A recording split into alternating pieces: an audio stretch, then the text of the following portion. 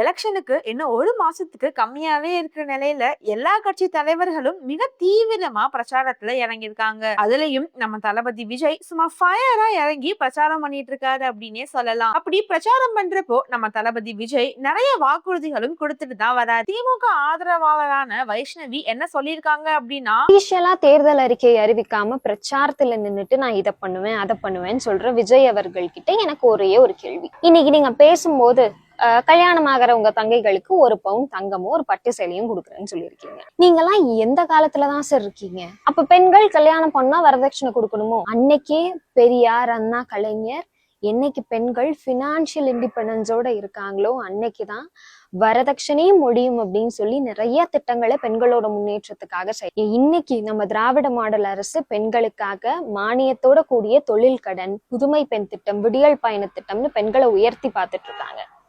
Next time ஆவது கொஞ்சம் data தெரிஞ்சுட்டு பேசுங்க சார். இதுக்கு நெட்டிசன்கள் என்ன சொல்றாங்க அப்படின்னா, விடியல் பயணம்னு சொல்றீங்களே, ஏன் பெண்களால ஒரு 7 ரூபாய் கூட கொடுத்து பஸ்ல போக வக்கில்லையா அப்படின்னு கமெண்ட் பண்ணிட்டு வராங்க.